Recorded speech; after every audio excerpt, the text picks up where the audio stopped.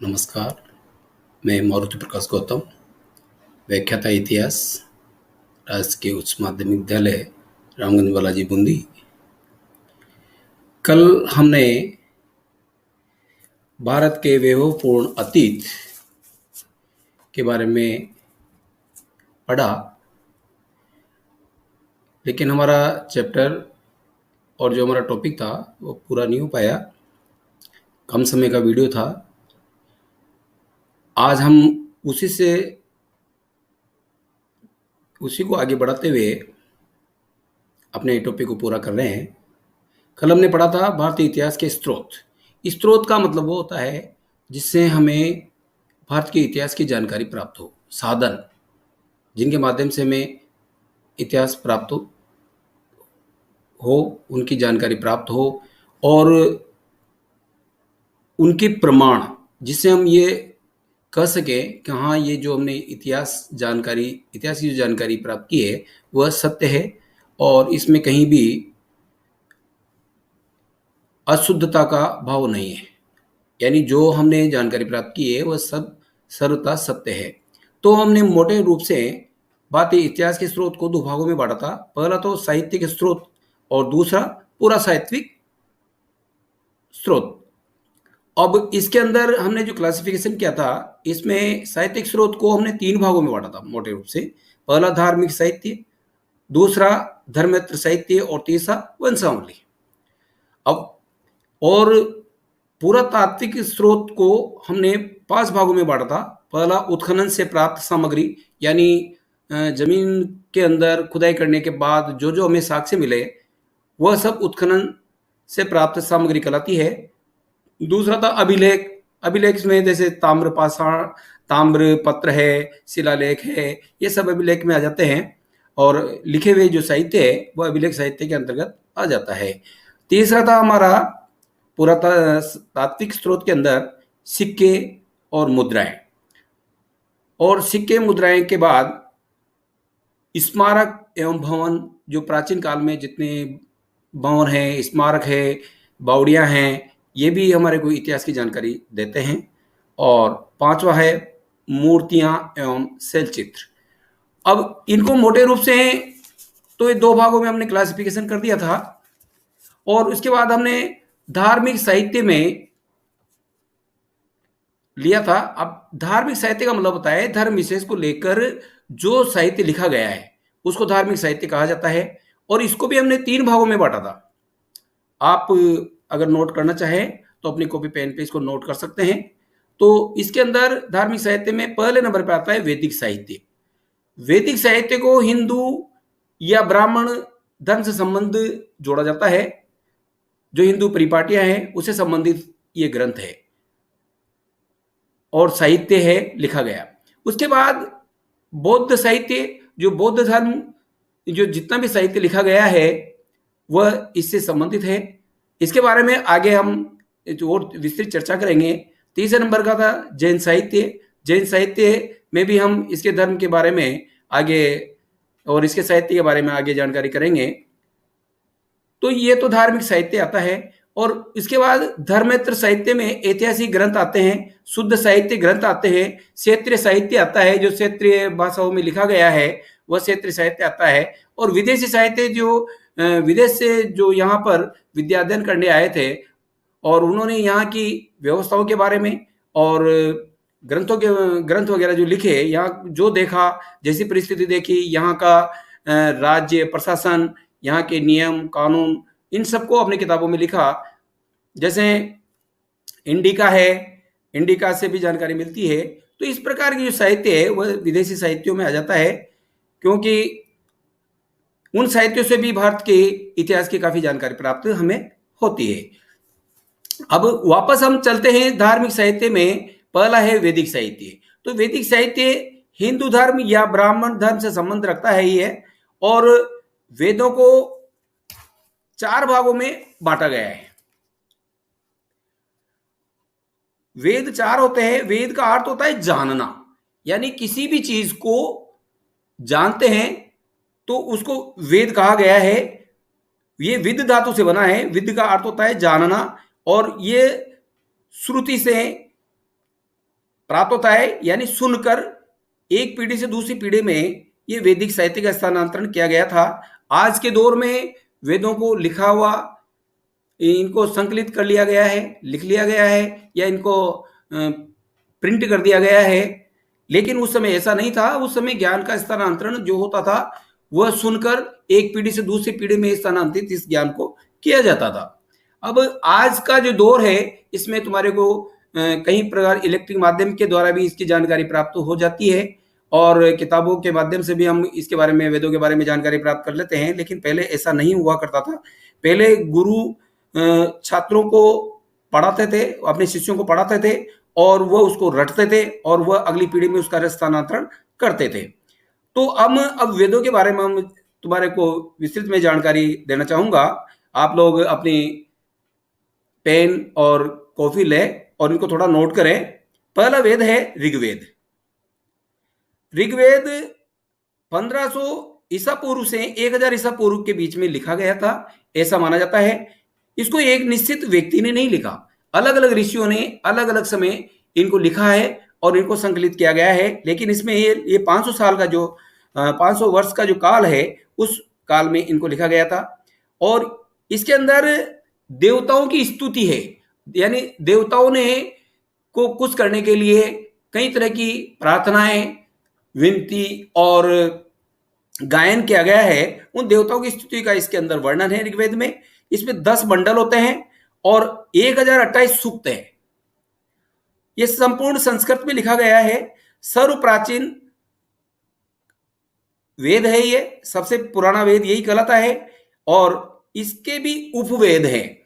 उपवेद आयुर्वेद है, जो हमारे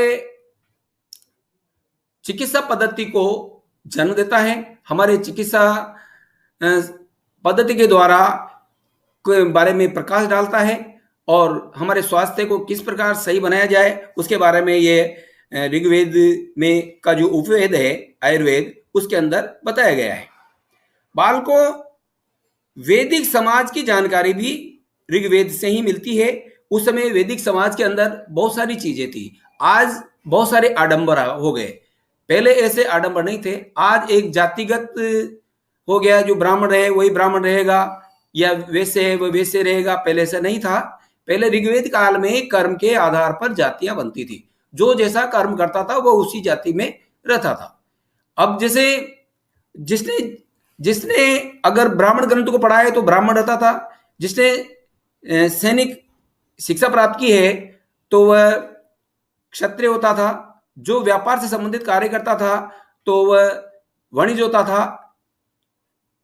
और जो खेतीबाड़ी का काम करता था या अन्य कार्य, उनको अन्य वर्ग का सहयोग करता था, वह शूद्र वर्ग होता था। लेकिन उस समय ज्ञान के द्वारा, शिक्षा के द्वारा व्यक्ति अपने वर्ग को बदल सकता था। किसी भी वर्ण से, वह शूद्र वर्ण से ब्राह्मण वर्ण में जा सकता था और ब्राह्मण वर्ण से शूद्र वर्ण में आ सकता था। एक पिता के अगर 4 संतान हैं तो 4 अलग अलग वर्ण में उनके ज्ञान के अनुसार रहती थी।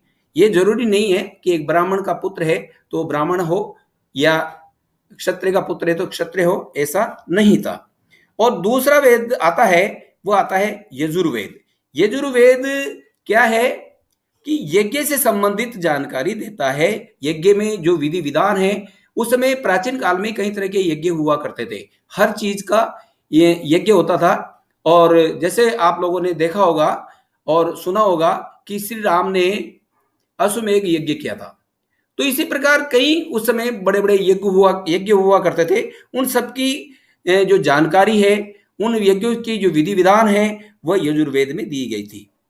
और उस समय कर्म कांड से संबंधित जानकारी भी इसी में होती थी। जैसे जितने संस्कार होते थे, उन संस्कार से संबंधित जो कर्म कांड होते थे, वह कर्म कांड इसमें दिए जाते थे। जैसे शादी, विवाह, मृत्यु आदि पर जो जितने भी धार्मिक कर्म कांड करवाए जाते थे, वह इससे संबंधित जानकारी या ज्ञान वह यजुर्वेद में प्राप्त होता था। इसका उपवेद है धनुर्वेद। धनुर्वेद के अंदर हमारे समाज में हमारे जो राजा महाराजा थे, उस समय जो उनको सैनिक जानकारी प्राप्त होती थी, युद्ध से संबंधित जानकारी प्राप्त होती थी, वह उपवेद धनुर्वेद से प्राप्त होती थी। ये एक सैन्य विज्ञान था। सैनिकों को किस प्रकार रहना चाहिए, सैनिकों को किस प्रकार तैयारी करनी चाहिए, अपनी सेनाओं को किस प्रकार सजाना चाहिए, ये समस्त जानकारियां सैन्य विज्ञान धनुर्विज्ञान से प्राप्त होती थी, जो यजुर्वेद का ही एक उपवेद है। इसके अंदर युद्ध क्रिया से संबंधित जानकारी मिलती थी। युद्ध में यदि कोई सैनिक घायल हो जाता है तो उसके उपचार से संबंधित जानकारी भी यहाँ पे दी जाती थी। ये एक इकल्ला एक ऐसा वेद है जो गद्य और पद्य दोनों रूप में लिखा गया है। बाकी जो 3 अन्य वेद हैं वह वेद केवल पद्य रूप में ही है। और तीसरे नंबर का वेद आता है सामवेद। सामवेद का अर्थ होता है गाया जाने वाला वेद, या जिसमें जितने भी श्लोक हैं उनको गाया जाता था। यज्ञ में गाई जाने वाली सामग्री होती है। इसको संगीत का वेद भी कहा जाता है। इसके अंदर नृत्य कला से संबंधित जानकारी दी जाती है, किस प्रकार गायन होता है और इनमें कौन कौन सी विधाएं होती है और नृत्य कितने प्रकार के होते हैं और नृत्य को किस प्रकार किया जाता है, इन सब की जानकारी सामवेद से प्राप्त होती है। और इसका जो उपवेद है वह गंधर्व वेद है, जिसको हम संगीत शास्त्र भी कह सकते हैं। ये एक तरह का संगीत शास्त्र है। इसके बाद चौथा जो वेद है, अंतिम वेद, उसको अथर्ववेद कहा जाता है। अथर्ववेद अथर्व ऋषि के द्वारा लिखा गया था। बाकी ये जो 3 जो वेद थे वह अलग अलग ऋषियों के द्वारा लिखे गए थे, केवल इनको तो संकलित समय के अनुसार संकलित किया गया था। और अथर्ववेद अथर्व ऋषियों के द्वारा लिखा गया था और इसमें विषय में विविधताएं हैं। इसके अंदर अनेक बातों का या अनेक जानकारियां इसके अंदर दी गई है, जैसे तंत्र मंत्र विद्या से संबंधित जानकारी भी इसके अंदर है कि उस प्रकार कौन कौन से तंत्र मंत्र की विद्या दी जाती थी। और इसका जो उपवेद है वह है शिल्प वेद। शिल्प का मतलब होता है निर्माण, यानी भवन निर्माण से संबंधित जानकारी, स्थापत्य कला इसके अंदर दी जाती थी। उस समय जितनी भी कुएं, बावड़ियां, छतरियां या महल या किले वगैरह जो भी बनाए जाते थे, उनकी जो शिल्प निर्माण है या इंजीनियरिंग है, वह सब पूरी जानकारी इसके अंदर दी जाती थी शिल्प वेद में। शिल्प वेद अथर्ववेद का ही एक उपवेद है। ये जो 4 वेद तुम्हारे को मैंने बताए हैं, तो इनको आप नोट कर लें। ऋग्वेद का जो उपवेद है वह है आयुर्वेद। सभी के एक एक उपवेद हुए हैं। यजुर्वेद का उपवेद है धनुर्वेद, सामवेद का उपवेद है गंधर्व वेद और अथर्ववेद का उपवेद है शिल्प वेद। तो ये हमने जो वैदिक साहित्य के बारे में हमने जो जानकारी प्राप्त की, और ये तो था केवल वेद, 4 वेद के बारे में हमने जानकारी प्राप्त की। इसी प्रकार वैदिक साहित्य में दूसरे नंबर पे आता है ब्राह्मण ग्रंथ। ब्राह्मण ग्रंथ यज्ञ और कर्म कांड पर आधारित है। उस समय जो यज्ञ करवाते थे, जो कर्म कांड करवाते थे, वह ब्राह्मण ग्रंथ को पढ़ते थे। आज तुम देख रहे हो जैसे कोई ब्राह्मण जाति है, ये ब्राह्मण जाति केवल एक जाति से दूसरी जाति में स्थानांतरित हो रही है। भले से वो पढ़ा लिखा है या नहीं है, फिर भी वो उसको ब्राह्मण कहते हैं, लेकिन उसको ब्राह्मण कहलाने का हक नहीं है, क्योंकि जो इस ग्रंथ को पहले पढ़ता था वही व्यक्ति ब्राह्मण कहलाता था। ये जैसे आज तुम लोग कोई डॉक्टर की पढ़ाई कर रहा है तो डॉक्टर कहलाएगा, या वकील की पढ़ाई कर रहा है तो वो वकील कहलाएगा, और कोई इंजीनियरिंग की पढ़ाई कर रहा है तो इंजीनियर कहलाता था। तो उसी प्रकार ब्राह्मण भी एक पदवी थी, और ब्राह्मण ग्रंथ को जो पढ़ता था वह ब्राह्मण कहलाता था। आज की तरह जाति व्यवस्था नहीं थी। उस समय कोई भी व्यक्ति जो ब्राह्मण ग्रंथ को पढ़ता था, अगर वह शूद्र का लड़का भी था और ब्राह्मण ग्रंथ को पढ़ता था तो ब्राह्मण कहलाता था। वह फिर उसका वर्ण बदल जाता था और ब्राह्मण वह कहलाता था। इसके बाद तीसरे नंबर का जो साहित्य आता, वैदिक साहित्य आता है, वह है अरण्यक। अरण्यक का अर्थ होता है ऋषियों द्वारा वनों में जिसकी रचना की हो, वह कहलाता है अरण्यक। अरण्य का अर्थ ही वन होता है, और वनों में ऋषि मुनियों ने उस समय इनकी रचना की थी, तो ये अरण्यक साहित्य कहलाता है। और इसके अंदर ये जो साहित्य है ये कर्मकांड विरोधी है, यानी कर्मकांड का ये विरोध करता है। ये कर्मकांड का कभी भी समर्थन नहीं करता है।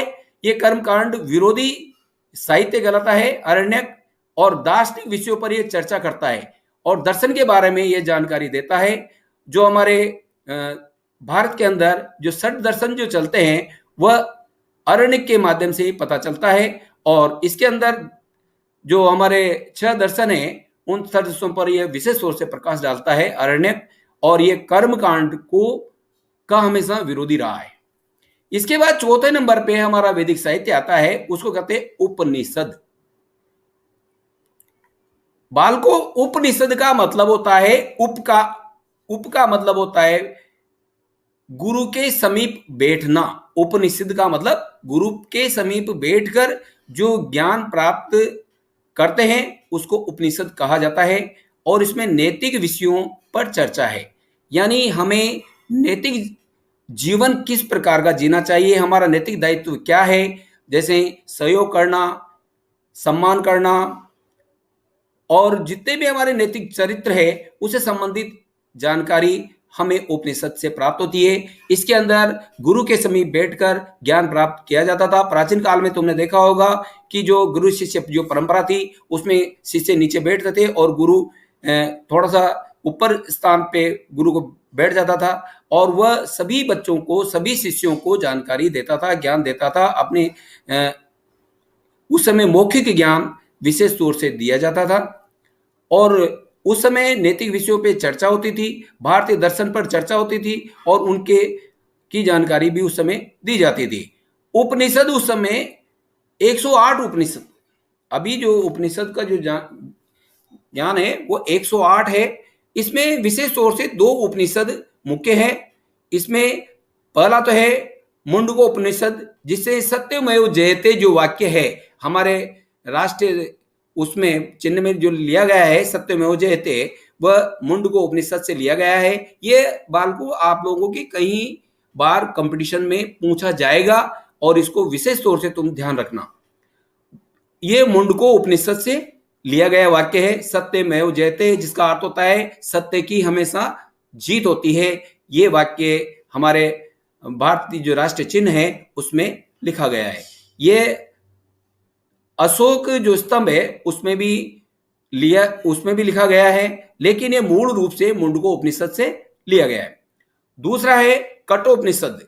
इसके अंदर यम नचिकेता के संवाद है, जीवन, मृत्यु, आत्मा, परमात्मा, इहलोक, इनसे संबंधित जो जानकारियां हैं वो इसमें देती है कि आदमी को जीवन किस प्रकार जीना चाहिए और मृत्यु होती है, उसकी आत्मा अजर अमर है, वह परमात्मा के पास जाती है या परमात्मा होते हैं या नहीं होते हैं, इनके बारे में कठोपनिषद में जानकारी प्राप्त होती है।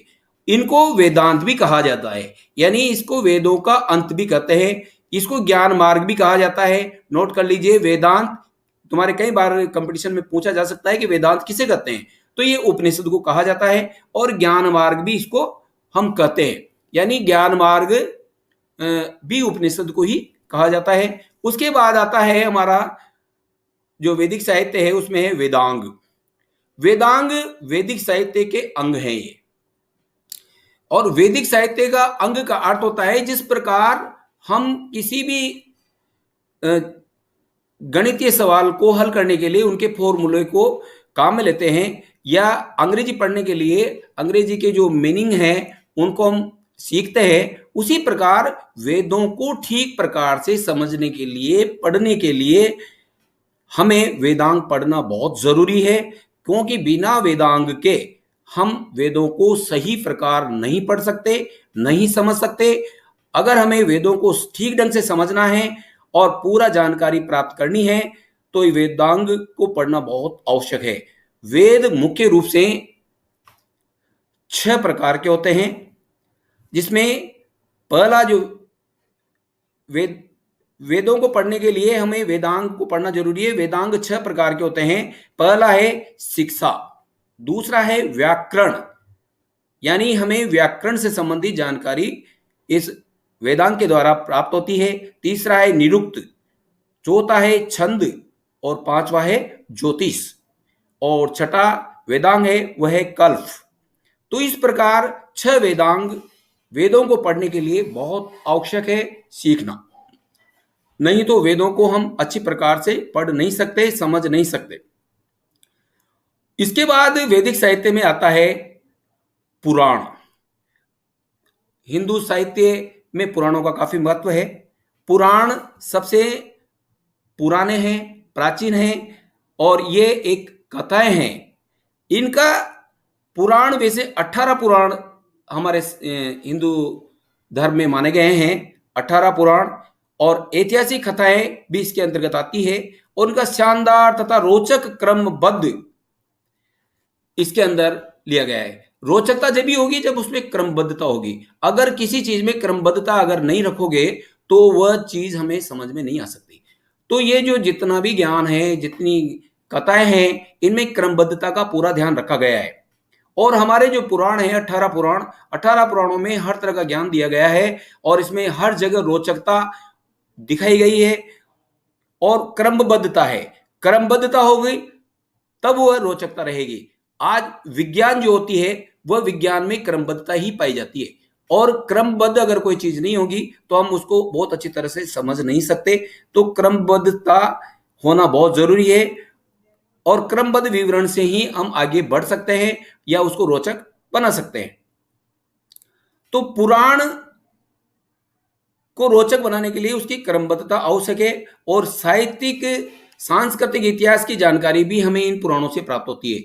ये पुराण जो मुख्य रूप से गुप्त काल में लिखे गए हैं, इनकी जो रचना हुई वो गुप्त काल में हुई है, और इनसे हमें धार्मिक जानकारी भी प्राप्त होती है। हमारे भारत के अंदर किस प्रकार धर्म चलता था या धर्म को मानते थे, धार्मिक कार्य क्या क्या होते थे, वह सब पुराणों में लिखा गया था। और हमारे प्राचीन राजा कौन कौन से हुए, कौन कौन से राज्य हुए, और भारत जो वर्ष है, जो हमारा देश है, इसको कितने भागों में बांटा गया था, इसके ऊपर किन किन का शासन रहा, ये सब की अधिकतर जानकारी हमें पुराणों से मिल जाती है। हाँ, हो सकता है पुराणों में कुछ रोचकता बनाने के लिए हो सकता है सत्यता नहीं हो, लेकिन फिर भी बहुत अधिक जानकारी इससे प्राप्त होती है। सबसे प्राचीन जो पुराण है वह मत्स्य पुराण है, जिसमें 7 वाहन गौतम पुत्र सतकर्णी का वर्णन है। और अन्य पुराणों में जैसे विष्णु पुराण है, गरुड़ पुराण है, भागवत पुराण है, और इस प्रकार 18 पुराण हमारे वैदिक साहित्य में दिया गया है। और तुमने देखा होगा जैसे किसी की मृत्यु हो जाती है तो उसमें गरुड़ पुराण का पाठ करवाया जाता है, गरुड़ पुराण पढ़वाई जाती है। तो उसके पीछे यही है, गरुड़ पुराण के पीछे, कि मनुष्य अच्छे कर्म करे, और अच्छे कर्म करेगा तो उसका अच्छा लाभ मिले और वह सतमार्ग में चले। ये एक सामाजिक सोशल कंट्रोल का कार्य ये करता है, सामाजिक नियंत्रण का कार्य करता है धर्म और पुराण, जिससे आदमी अच्छे कर्म करें और अच्छा फल उनको प्राप्त हो। इसी प्रकार हम आगे बढ़ते हैं तो हमारा जो वैदिक साहित्य है उसके अंतर्गत 7वां बिंदु आता है स्मृति ग्रंथ। स्मृति ग्रंथ का मतलब होता है जो हमारी स्मृति में रहे। हिंदू विधि के मुख्य स्रोत स्मृति ग्रंथ हैं। जो हमारे हिंदू विधि है, जो हमारा जानकारी है, वह स्मृति ग्रंथ से लिया गया है, और इसको धर्मशास्त्र भी कहा जाता है। हिंदू धर्मशास्त्र भी स्मृति ग्रंथ को ही कहते हैं।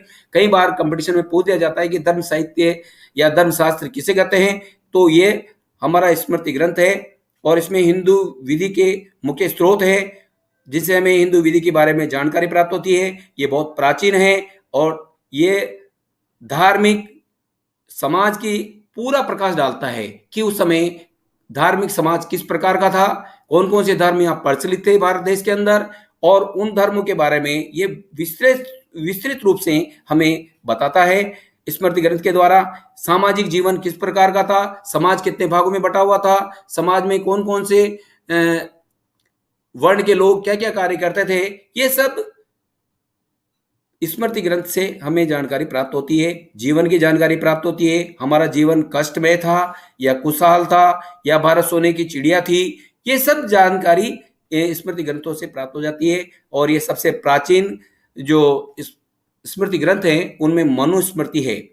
मनुस्मृति एक न्याय शास्त्र का कार्य भी करता था उस समय, और मनुस्मृति के द्वारा न्याय किया जाता था। और आगे याज्ञवल्क्य की स्मृति, बृहस्पति स्मृति, नारद स्मृति, तो इस प्रकार ये मुख्य मुख्य स्मृति ग्रंथ हैं। इसके बाद 8वां जो आता है वह आता है महाकाव्य। महाकाव्य में पहला है रामायण। अब बालकों, आप सबको ध्यान होगा, रामायण की जो रचना की गई वह महर्षि वाल्मीकि द्वारा की गई थी और इसके अंदर 24,000 श्लोक है। रामायण के अंदर 24,000 श्लोक है और ये रामायण की रचना महर्षि वाल्मीकि द्वारा की गई थी। इसी प्रकार दूसरा महाकाव्य है महाभारत। महाभारत की रचना वेद व्यास जी ने की थी और इसके अंदर लगभग 1,00,000 श्लोक हैं और उस समय की जो घटनाएं हैं उनका सबका वर्णन इसके अंतर्गत किया गया था। तो इस प्रकार ये सब चीजें हमारे वैदिक साहित्य के द्वारा प्राप्त होती है। बच्चों नमस्कार, आज का बिंदु हमारा यही समाप्त होता है। कल हम इसी को ये जो वैदिक साहित्य है इसको आगे यही खत्म करते हैं और वैदिक साहित्य के बाद जो हमारा जो सेकंड जो पुरातात्विक स्रोत है उसके ऊपर हम चर्चा करेंगे। आप लोगों को शायद समझ में आया होगा, मैंने बहुत सारी चीजें आपको बताने का प्रयास किया है। आप लोग इनको एक बार दो बार सुनिए और उससे संबंधित प्रश्न बनाइए और उनके उत्तर लिखने का प्रयास कीजिए। जय हिंद, जय